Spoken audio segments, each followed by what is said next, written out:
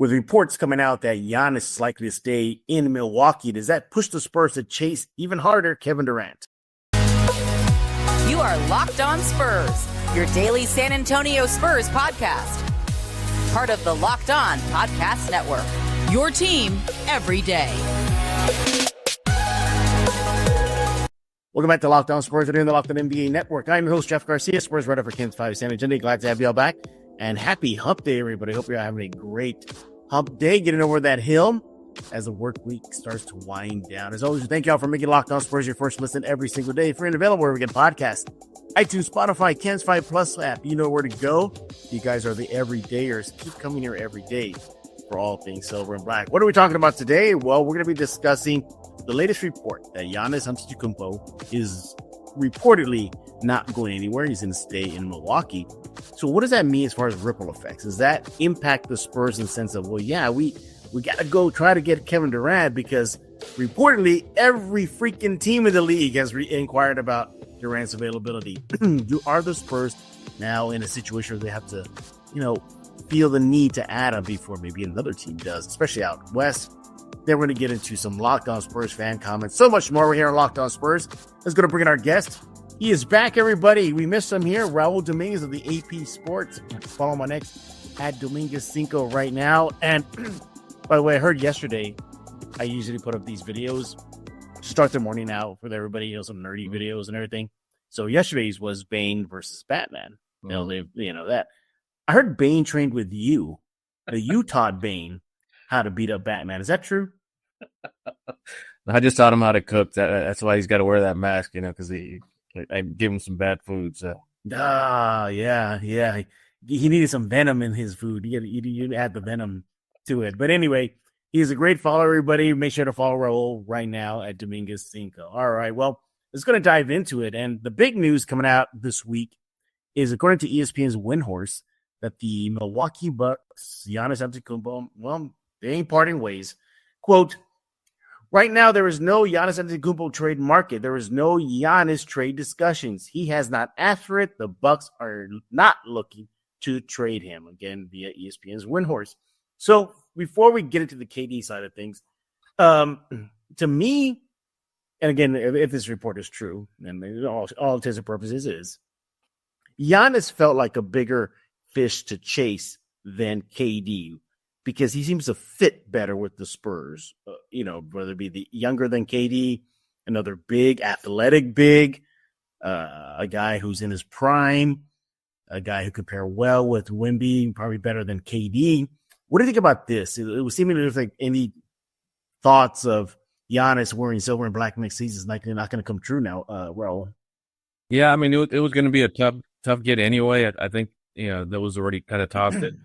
Even if he was available to Spurs, we're already pivoting possibly to somebody else just because of, after everything that happened with Luka, I don't think Luka with the Mavericks, I don't think Milwaukee is going to be able to trade Giannis, just for, draft picks, 5, 6, 7 years from now. They're going to have to get the kind of deal that Oklahoma City got for Shea, but an immediate return rather than, hey, we got 5 draft picks coming up. It would have had to have been, a ton of good players, draft picks in the next couple of years. So it was going to be expensive either way. So I think they were already pivoting to somebody else. Giannis was kind of, not really someone I think that they were going to go after.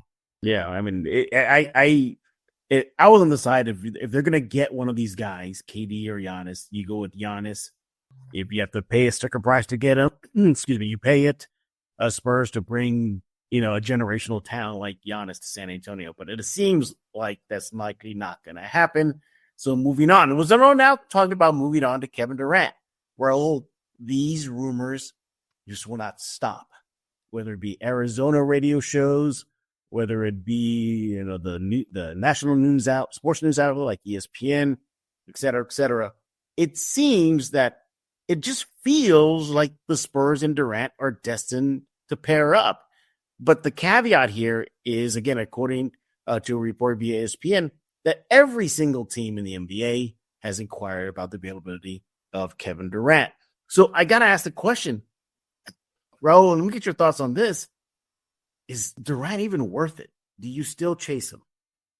I think if I guess kind of answering the question, as far as how I'm going to talk about it later as well, is he's definitely worth it, but only at a certain cost. I think. Yeah. Durant's one of my favorite players. Big fan of his. I think he's a tremendous scorer. He's one of those guys that is basically with KD when he shoots is basically he's either going to miss or he's going to make it. Very seldom do I see a defender able to shut him down. So he's a guy that if you have a chance to get him, I would definitely say get him, even though he's a little older. He's not a guy that relies on his leaping abilities, his speed or whatever. He's just smooth. He's just sort of like a taller George Gervin to me. I think you definitely get him, but I think you have to be mindful of the price that it's going to cost you to get him. Yeah, it is. And, who knows? Maybe there was some foretelling. Remember years ago when Kevin Durant put on a George Gervin jersey for some mashup? What if that was a sign years ago that it was happening? But look, I get it. You get elite scoring. You get a fit with Wemby. You get a fit with Fox. You got a guy who's a top-tier scorer, 26 points per game, 6 rebounds, 4 assists, 1.2 blocks. That's last season, Raul, at age 36. Now, for real world, 36 is very, very young. But for the NBA standards, that's already getting up there in age. You got the mid-range shot. You got the 3 shot. You got his ability to finish at the rim. Why does it feel that some Spurs fans are pushing back when he's still producing? It just feels like the numbers speak and they speak loudly, Raul, but yet you feel some segment of fans pushing back saying, no, don't bring him. Yeah, I think it's because of the cost. As far as, you hear the rumors out there, basically the rumors are that Spurs are going to give up. It seems like everybody but, Castle and the number 2 pick and Wemby, and Fox. But I've seen rumors, Sohan, Vassell, Kelton, draft picks, multiple draft picks. I'm trying to think who else I've seen, in this discussion. Harrison Barnes. To me, given KD's age, and this is no disrespect, but as far as the Spurs timeline, to me, it just doesn't make sense to trade away that many future assets for one player, and not just Vassell and KD, but also the draft picks, again, I keep, whenever you and I talk, I keep talking about OKC.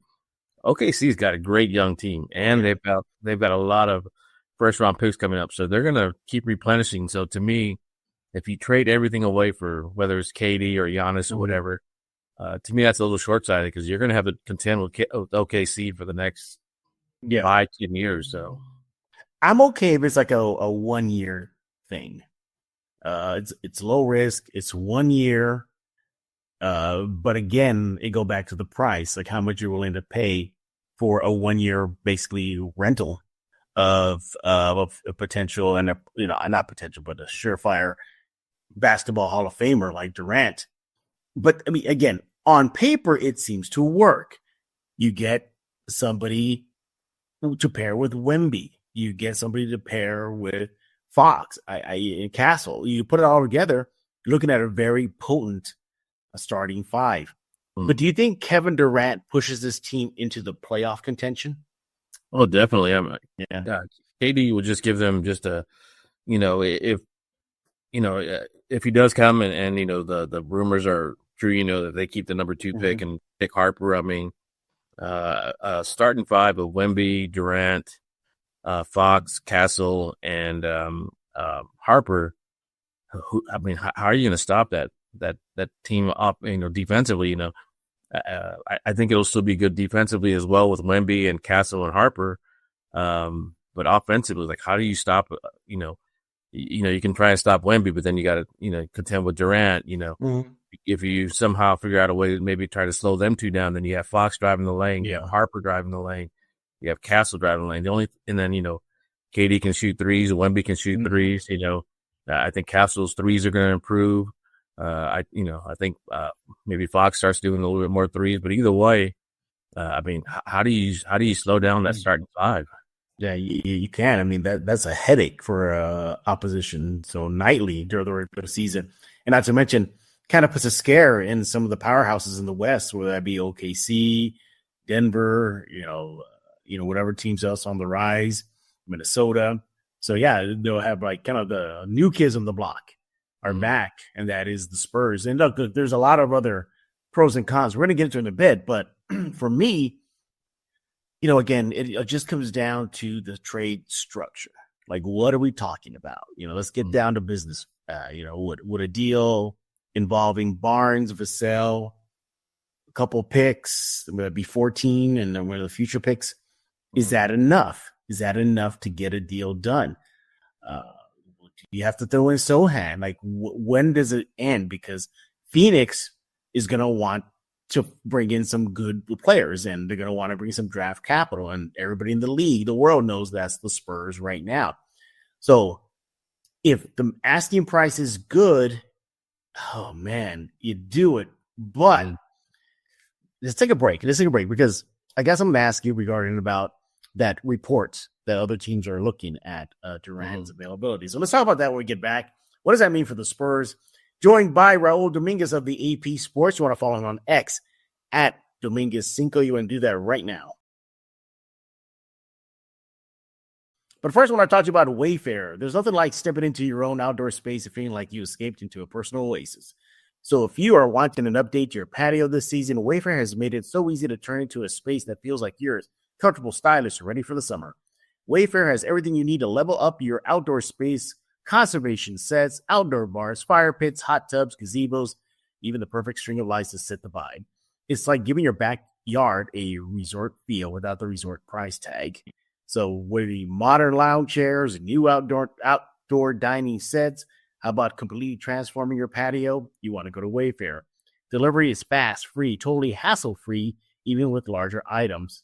And look, can you imagine just unwinding with a book outside in that redone patio, courtesy of Wayfair? Yeah, but it'll be really, really nice. Don't wait. Make your outdoor space your dream oasis today with Wayfair and enjoy it all summer long. Head to wayfair.com right now to shop on huge outdoor selections and see what they got. That's wayfair.com, Wayfair.com. Wayfair, every style, every home. We're back right here on Locked On Spurs, joined by Raul Dominguez. He is with the AP Sports. Follow my next at Dominguez5. Do that right now because he trained Bane. He trained Bane and how to take on the Batman. By the way, what do you think about that fight, though? You think Batman was just soft? He just got soft? That's what Bane was. Yeah, I think Bane, we even talked about it, he just how he gotten soft and maybe he was kind of pulling his punches a little bit. So, yeah. See, man, Bane, it just. I remember watching that scene for the first time in the theater and just in shock when they brought back the iconic Bane breaking the back moment.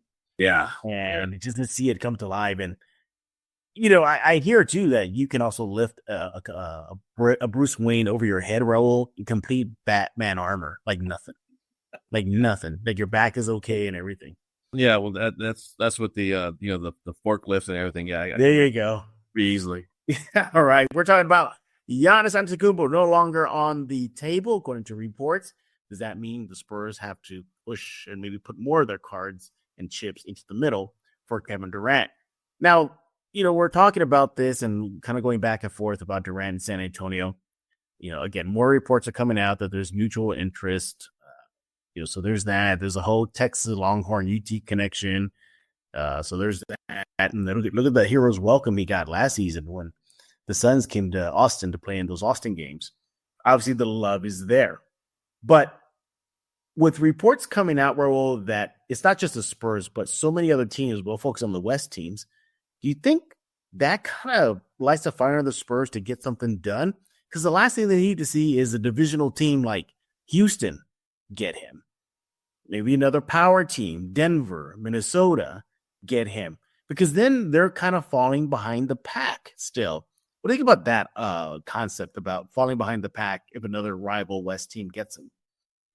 Yeah, I don't know if that to me the Spurs have always been kind of insulated when it comes to those sort of things. Like they don't they'll try and keep up, but they'll do it at their own pace. And, they want to build a team the way they want to build it. They don't ever, I've never really seen them seem like they have the need to do this or do that because in response to another squad, other than possibly, bringing in another big man, when they, they had when teams were going, the Twin Towers and things like that, but for the most part, they've always kind of done their own thing. And I don't see this happening with KD. If anything, maybe it causes them to pull back because they see that, other teams are offering what they're offering.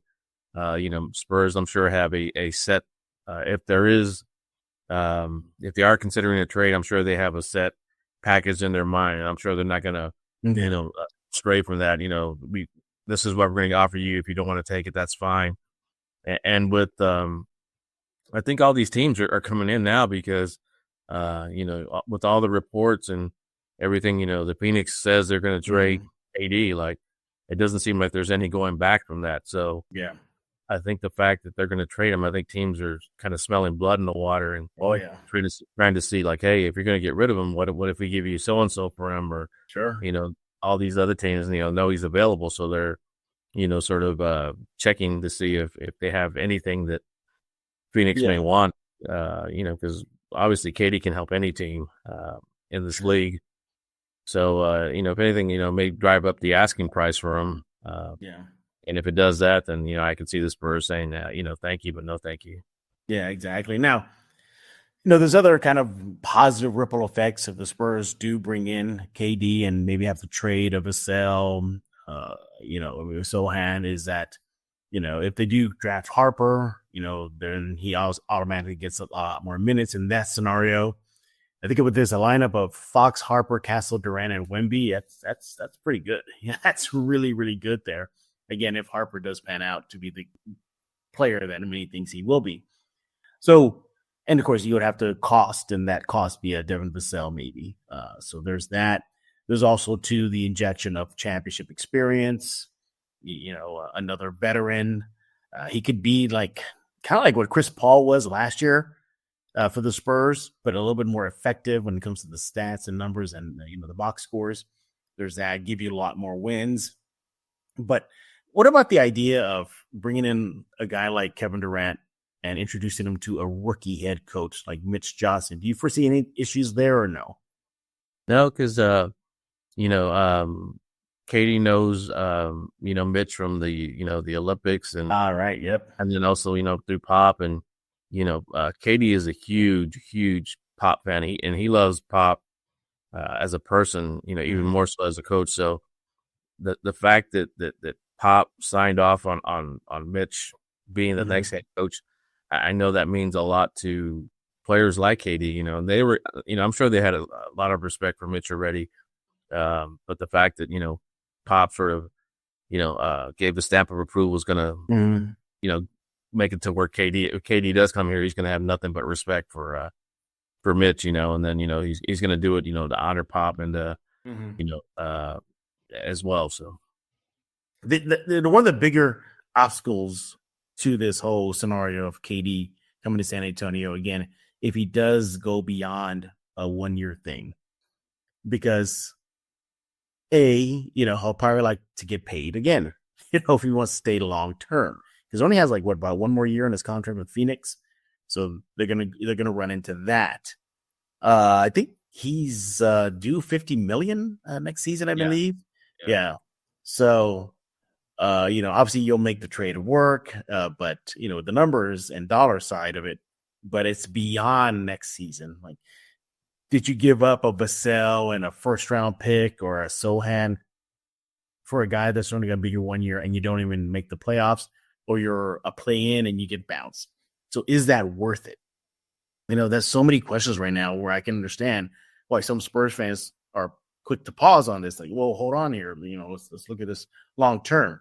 But because I think where the Spurs are or their rebuild is, they're almost out of it right now, Raul.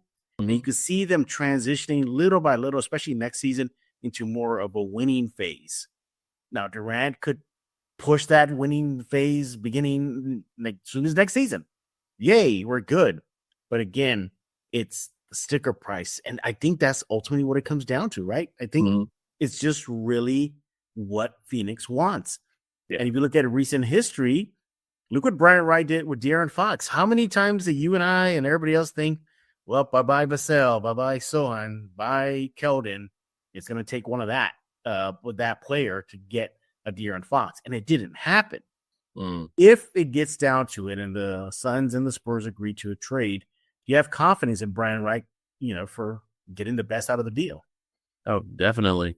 Yeah, and what you were talking about, with KD, he's going to make his contract is for $54 million next season, and then the following season he's an unrestricted free agent.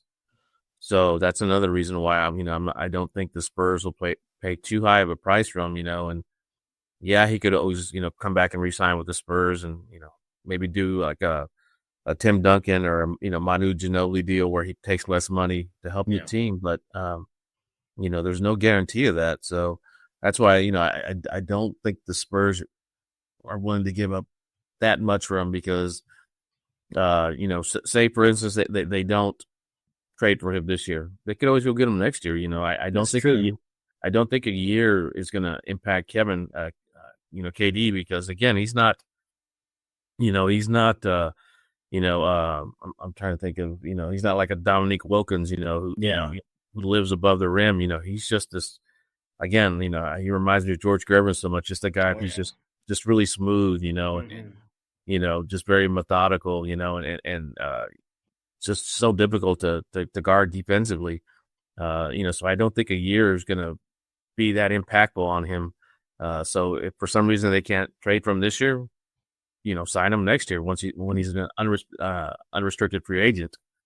So, but yeah, I mean, I just like I said, as far as with Brian Wright, I mean, he's shown that he can make some great deals. Like I was thinking maybe like a KD deal, maybe Spurs can offer, like a Blake Wesley, a Malachi, and I'm obviously gonna have to trade someone else for the salaries, but maybe something like that. Some good players that are getting squeezed out, and I think Blake West is going to be a heck of a point guard, but it's not going to be on the Spurs. I mean, because he's not going to get any playing time. Right.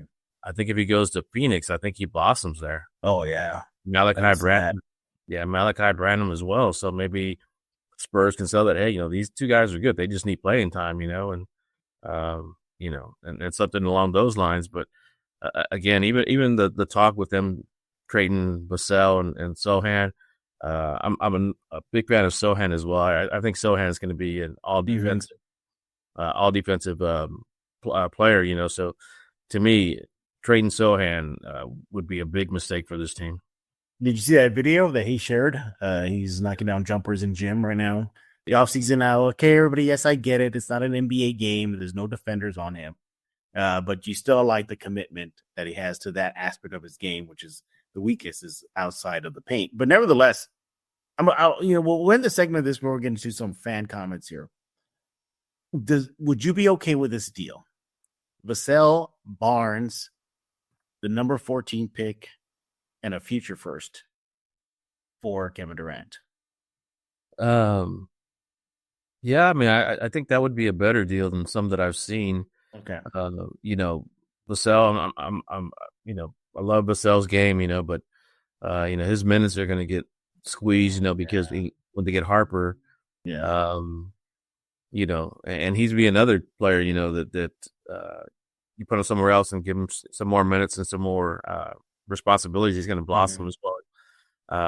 But we'd love to keep Vassell, but if that makes it part of a deal, that's one of the less that I've seen that's really, to me, it's going to impact their future as much. Barnes, Barnes is getting up there a little in age as well.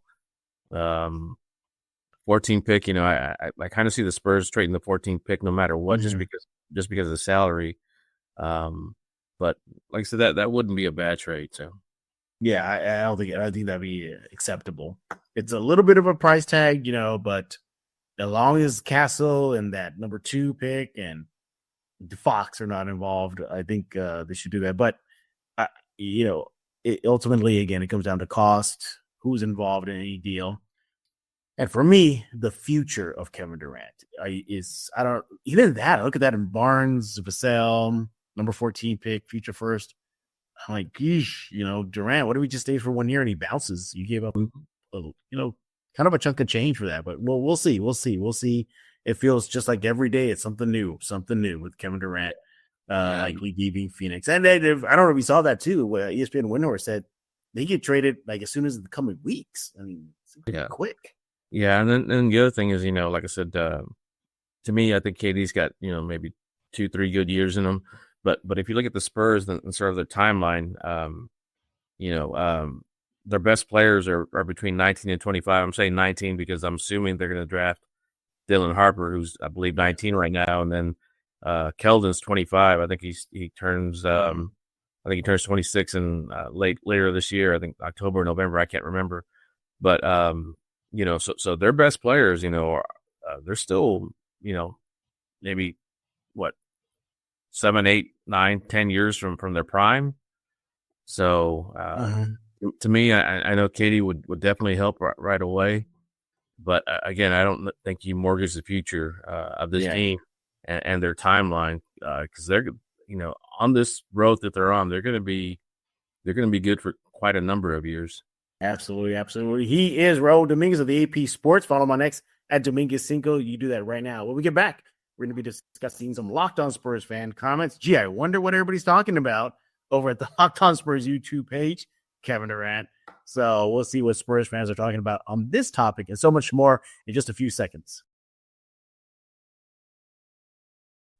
Hey, but first I want to talk about game time. There's nothing like NBA playoffs, right? The intensity, buzzer beaters, fans losing their minds. It's the kind of atmosphere you must experience live. And this year's matchups are already delivering. If you want in, Game Time makes it fast and easy to get seats, even for the biggest playoff games.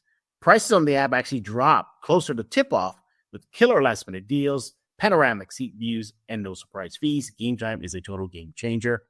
Look, you can see your exact view from your seat before you buy. No surprises. The app is ridiculously simple to use. 2 taps, you're done. They got the Game Time guarantee. You're getting the best deal. You find a better price in the same row section, they'll credit you 110% of the difference.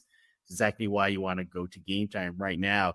Hey, and by the way, the NFL schedule release is, it's almost clear. I think it's just dropped.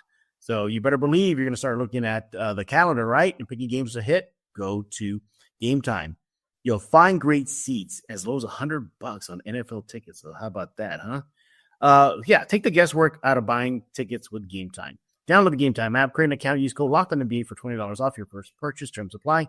Again, create an account, redeem code LOCKEDONNBA for $20 off. Download Game Time app today. Last minute tickets, lowest price guaranteed.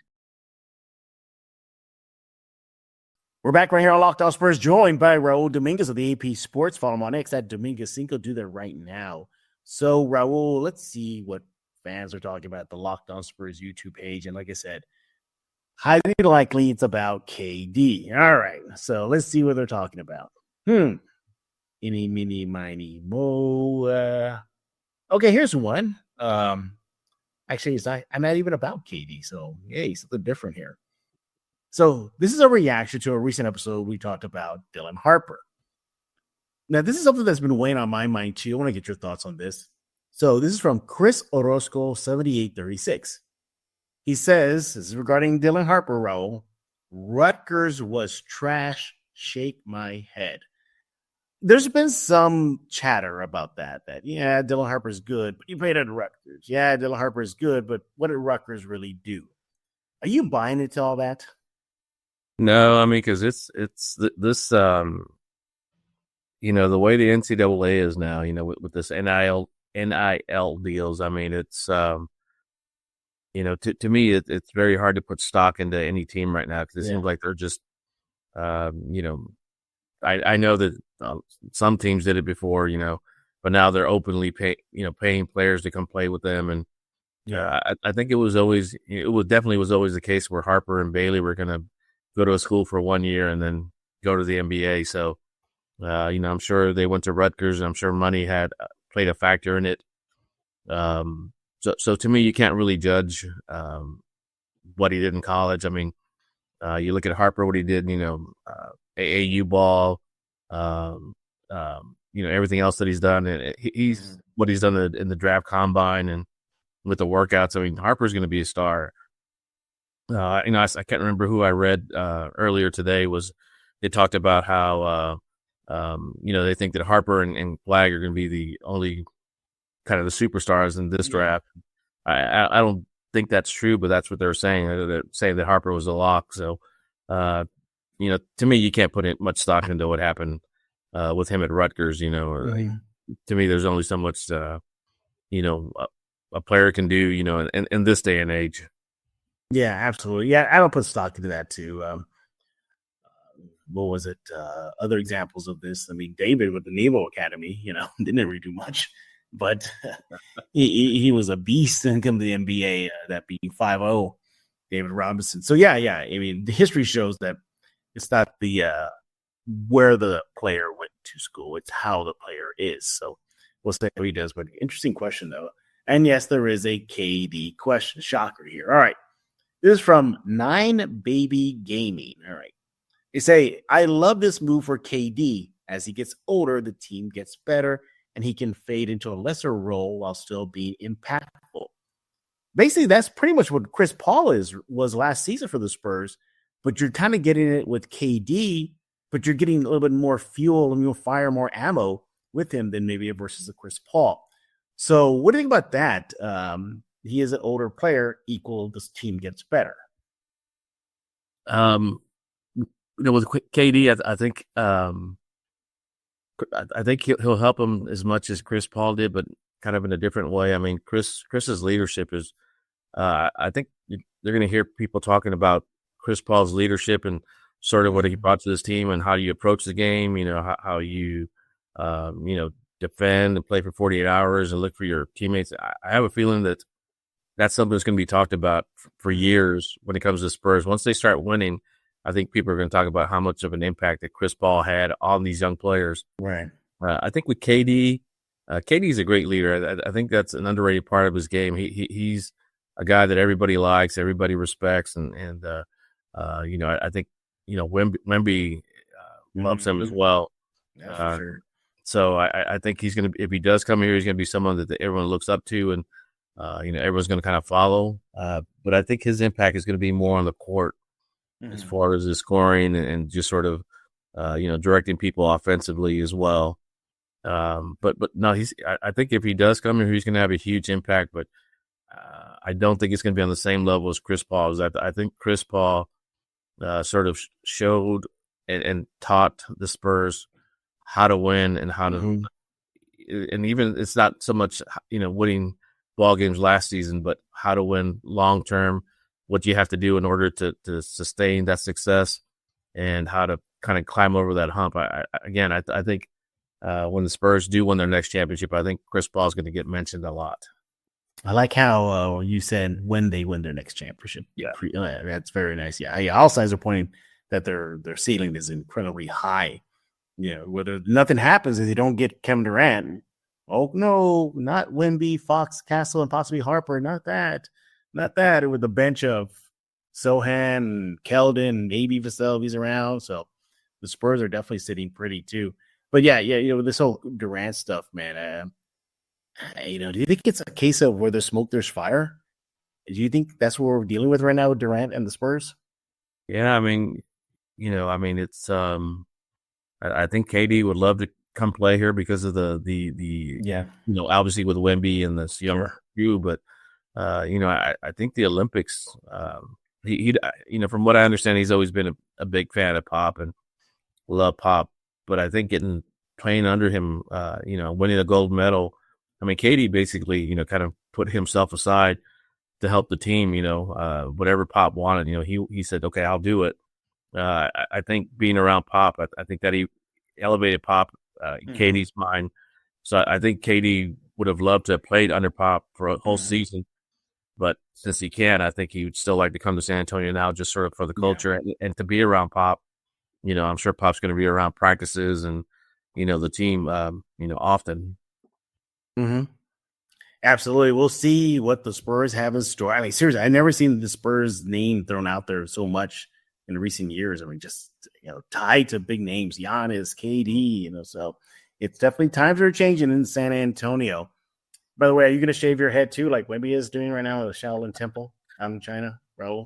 I'm thinking about maybe going up there and like training like what's the name? Will Smith's kid did. Jack.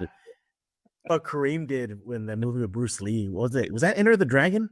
Yeah, I believe so. Yeah. Yeah. So we're getting Shaolin Wemby next year.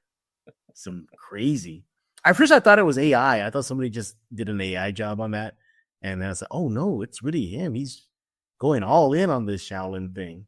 Yeah, it doesn't surprise. Wemby kind of reminds me of Manu as far as his curiosity and sort of quest for knowledge. So it doesn't surprise me, like that Wemby kind of wants to learn, more about that. Yeah, he's gonna be all zen in our post game chats with him. Very sad. Like we ask him, like, so why did you win? It's not how I win; it's how the water flowed on this day in the Riverwalk. And I did not go against gravity. I went with it, or something like that. Like, okay. Moving on, Wemby. Raul, what you got cooking over at the AP Sports, man? What are fans? What can they enjoy on your end?